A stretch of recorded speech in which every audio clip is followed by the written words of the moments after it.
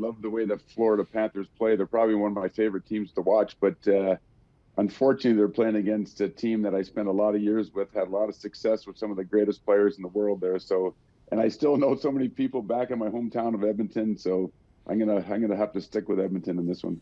When you look at hockey today, and it's something that Paul Sweeney and Rich Truman are much more up on than I am, to me, it's a radically different game than the controlled aggression that you played. Are you bored with the modern game?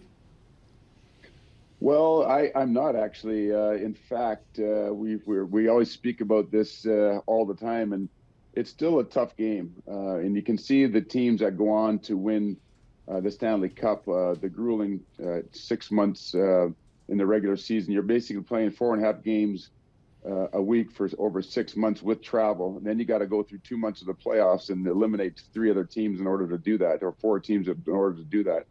So the game is tough in many ways. Of course, they've changed the rules, and in my opinion, for the betterment of the game. I think it's opened up the skill, it's opened up the speed of the game.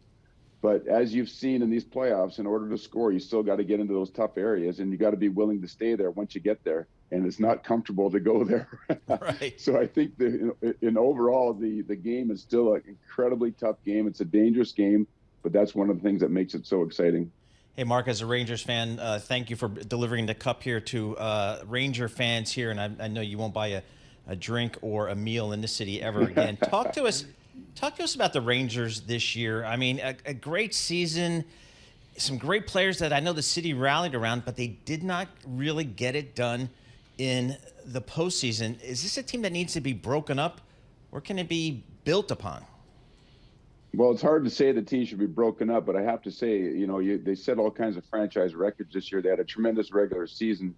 They seem to be really a tight-knit team, which is a crucial part of winning a Stanley Cup. So they got a lot of things to be positive about. You can't throw it all down the drain because you lost to an incredibly strong Panther team. There were some areas in the game that will probably need to be addressed, and I'm sure the management will do that. But overall, of course, you can't say it's a great success if you don't win the Stanley Cup.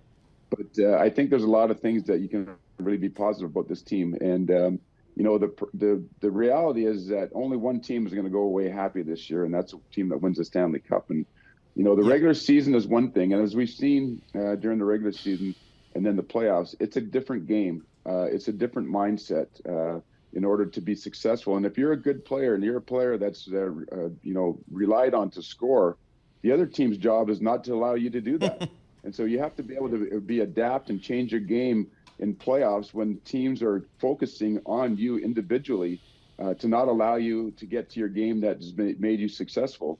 And the good players find a way. And you also have to remember that, even though that we have some of our players on the Rangers team, they don't have a tremendous amount of playoff experience. Yep. They're getting it. But, playoff experience matters when it gets down to the nook and cranny like it did in the conference finals this year against a team that played incredibly stringent defense and put a lot of pressure on the team. So, Mark, I mean, as you mentioned, the regular season for the Rangers was such a great one, and the fans were so fired up.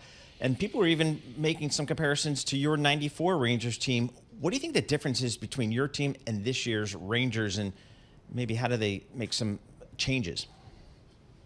Well, it's hard for me to talk about what changes need to be because unless you're in the dressing room and you see the players on a day-to-day basis and you see the way they prepare and you see the way the commitment that's geared toward winning, it's hard to sit back like I am outside that box and make assessments of individual players. I can look at the ice and watch them play and say what someone did well or what someone didn't do well enough in order to make them champions. But the reality is, one of the things that I do think they were similar to us in 94 is that they played like a team. And I don't think there's a team that I ever played on. I shouldn't say that because I played on a few Stanley Cup champion teams. But one of the things they all had in common was that we were a team, personified what a team means to a T. The 94 Ranger team was incredibly disciplined. Everybody knew their roles. There was no kind of hierarchy in the team. We were in a circle. Everybody grabbed the oar, as Eddie Olczyk used to say, and started rowing together. And we were on a mission. We were incredibly focused. We had a great mix of experience and youthfulness with Leach and Richter and Kovalev and Zubov and all the great young players. But I saw some similarities with this year's team. They played like a team. They cared for each other. You could see it on and off the ice, and that's an important component to any championship team. Mark, you will always be 32, but the truth is some people retire and they check out. You did not. Tell us about the Mark Messier Foundation. Last time I talked to you, you were trying to build 3 or 5 or 12 ice rinks in northern Manhattan. Tell us about Answer the Call and what you're doing with first responders. Yeah, I was lucky when I came to New York to get involved with some amazing people. And it was always important for us. I remember our coach, Glenn Sather, back in Edmonton, that he made every one of the teammates when we were 18 years old affiliate with a charity. And it was one of the best things that ever happened to us, and certainly me as a professional, because it gave me some perspective outside the game. And I got involved with the Alberta Lung Association, and to this day, we still try to help out. Came to New York, and one of the first things I did was join the Cancer Institute over in Hackensack, Tomorrow's Children, which was incredible. I have a skyway over there that links the Children's Pavilion and the Women's Pavilion. I put all my memorabilia in there, and it's a place for the kids and the families to go get some reprieve. And Answer the Call, as you know, is the first responders in New York City for NYPD, FDNY, and their Port Authority.